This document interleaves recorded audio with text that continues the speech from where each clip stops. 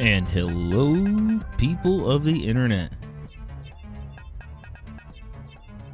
How's it going today? How you doing? This is Billy Bones, and this is a walk through the mind. Thanks for tuning in. Thanks for joining the conversation. A moment where we can sit down together and, well, I'm sitting down. You're doing whatever you're doing. We can sit down, have a conversation, hash out some ideas, and see where we can get with things. Today, big question of the day is, who do we trust with all our data? You know, we've got the somewhat recent, but, we can easily say old news now about Facebook and how they took and they abused our trust to a point. I'll take a minute and we'd say we can look back at back in the day when TV stations and radio stations, we had to pay for everything. Or, you had to pay for it by sitting through commercials. Or if you want the Wall Street Journal, you got to pay a subscription fee. Or all sorts of things like that. And then came the internet, and people figured out that you could subsidize things. You could make it cheaper by selling part of the stuff that you took in, the data. Or what age range, what general price range, and then you take that information and you sell it to someone who wants to create targeted advertising. And Facebook did a phenomenal job using targeted advertising. They would take your general information. I can't say whether or not they took personal information. I haven't done that much research. But they would take basic general information and sell it out. Seems like a fair way to make money. We all, as the collective, we all signed up for Facebook. If you didn't, good for you. But a lot of us did. And we thought this is a great free product. We completely forgot, for the most of us, again, that it's not free. They're taking information. It doesn't have to necessarily be specifically about you. Again, it's just young white kids like these kind of advertisements. Older Asian people like these kind of advertisements. Women prefer these kinds. Men prefer these kinds. It doesn't have to become a racist statement at all. We'd still get advertisements. We just wouldn't click on them as much. But then, as I've been getting things together for this podcast, I had to sign up for some things, and like we all do, we all got to sign up and give our information and whatnot. And there was one platform that I was signing up for that was free, did not require a payment source, but I was not able to sign up with their services without a payment source. And I thought that was kind of silly. So I went through and I read the end terms of agreement, end user license agreement, the EULA. And I found nothing in there stating that I was required to have a payment form to register an account. They said that the way to get around this was to put in my payment information. And then once I'm officially registered, then I can select no payment. My problem is there's no legal requirement through their EULA for me to have an account. And you can sit there and go, Billy, this is silly. This makes no sense. Why would you do this? Why would you have a problem with them taking your information? Well, it's the same reason we have a problem with Facebook taking our information, or Comcast, or Frontier, or Verizon, or AT&T. There's certain people we put a lot of trust in to maintain our information. And some companies have earned a really good job of protecting our information. Other companies not. So some people have chosen to squander that trust rather quickly, and things fall apart.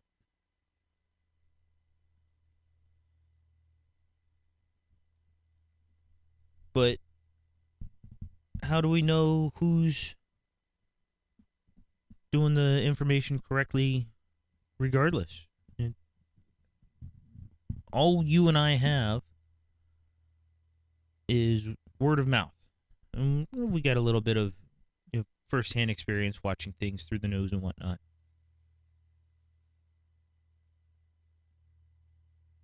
But how well do we know these people to trust us?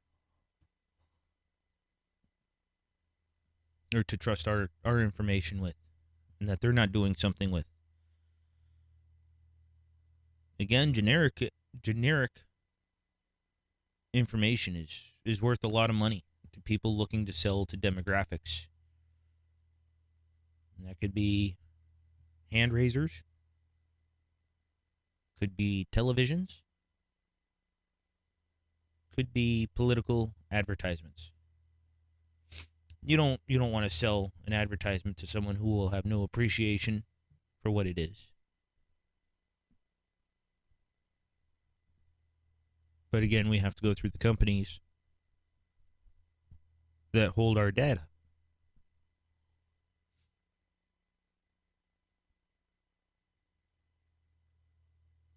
This company that I was trying to sign up with, like I said, their way of work, their option to work around this was to put in my payment information and move along. Don't question it. It's just the way things go. But I didn't like that. Again, I went through the EULA. There's nothing in there. The only thing that they could have gotten me on was me presenting myself as someone who I am not. That's an understandable, that's a fair argument. But within that argument, they said nothing in regards to how I am to prove I am me. Nothing in there.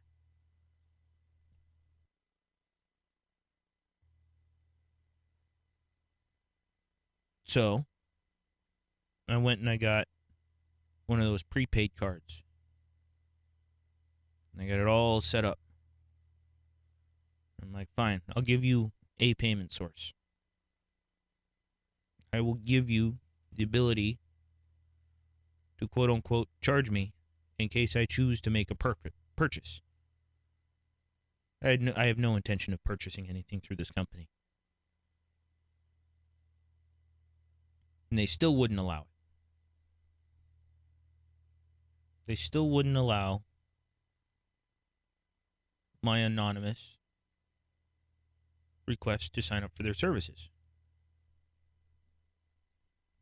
That's their choice. There's plenty enough their choice. It's their business. If they don't want my business, that's okay. I'm plenty fine with that. It might hurt me in the end, but that's okay. That's, again, their business. It's their choice.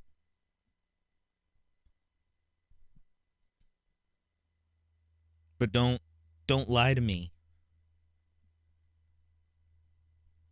and tell me one thing and refuse to allow me to do the thing that you say I'm allowed to do.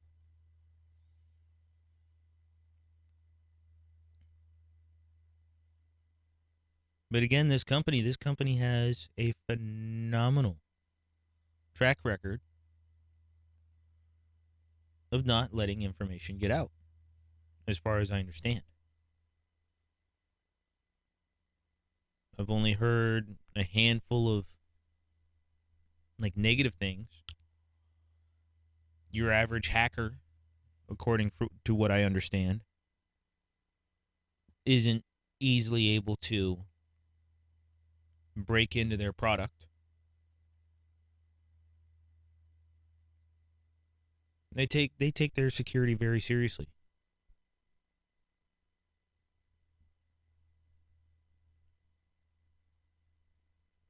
But I still have my qualms because they want to control everything. Within their product line sphere. That gives them a lot of control on the security of it. It's very good. Again, phenomenal product.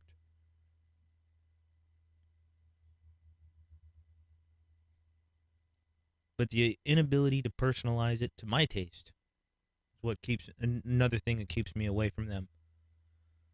When I installed this program onto my computer to help get things going, it took over a lot of files that I had custom programs for all across the board. But that's the nature of their program. That's how they want things to be done. They have incredible cross-platform support. But then they control everything.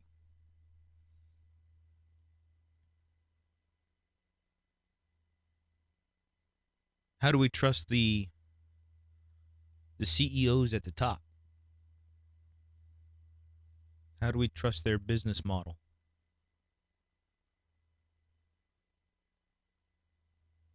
I don't have any examples offhand, but I know there's been companies in the past that have been very altruistic, very forward-thinking, very promising. And then the first generation leader dies, the person that invents the product. And the second generation maintains the legacy well enough. But what about after the third or fourth generation? Things become a little bit more diluted. Someone decides to take a risk. Wouldn't be business without taking risks. It's part of the deal.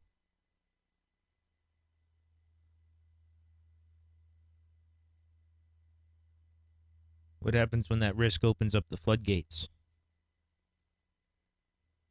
Now, I don't expect this company to make such a stupid decision. They've got one heck of a track record still.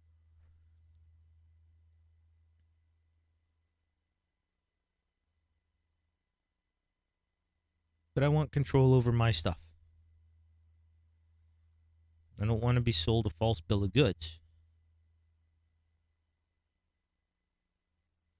This company does a good job, though, of maintaining its secrets.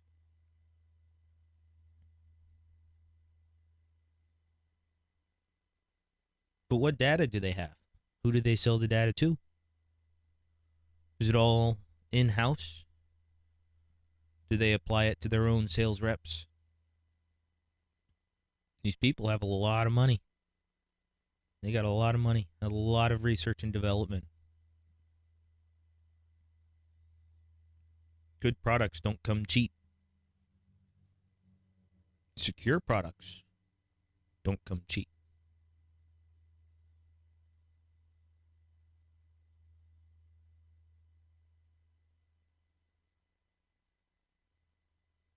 But what are they doing with it?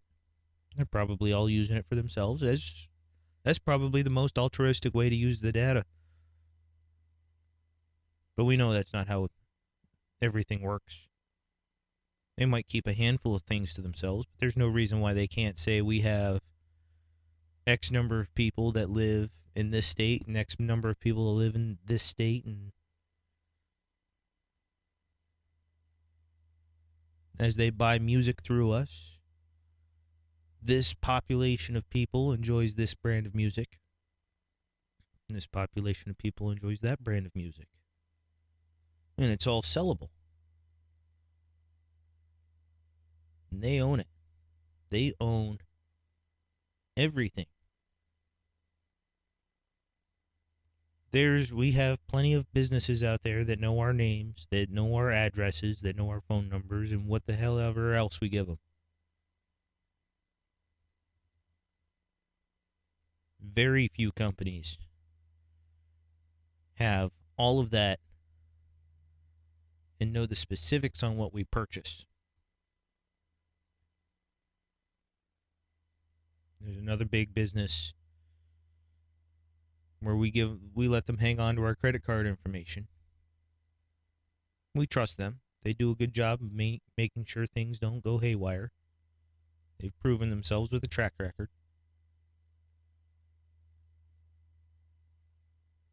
But that business claims to know you better than you know you. They know, supposedly, when you should reasonably expect to need to buy more peanut butter, we'll say. Something silly like that. TP.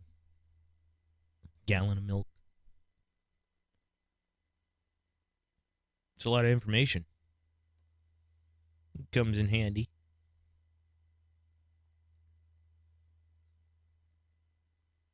We give them that right. As we use their services, why not harvest that information?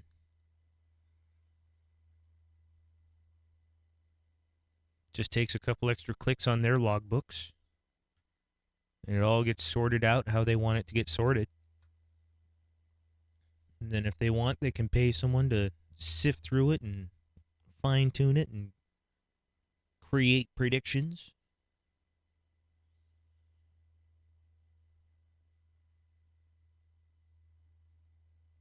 I don't see us going back to television ads so much.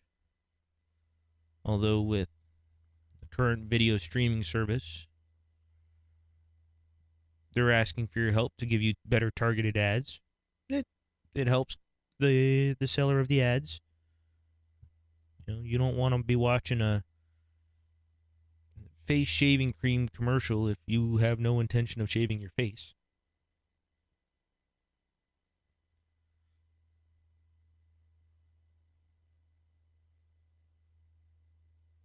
There's still a lot of information out there.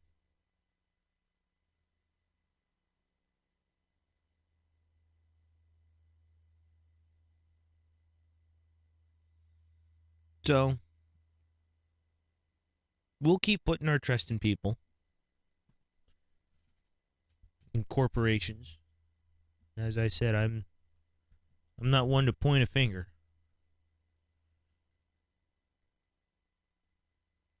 But I am here to ask how much we really do trust these corporations. Corporations may be entities as well, but they're not people.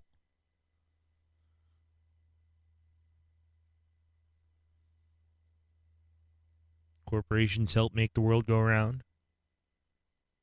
They give us some fancy things.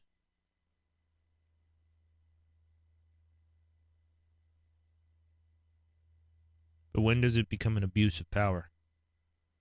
For how much information we let them have?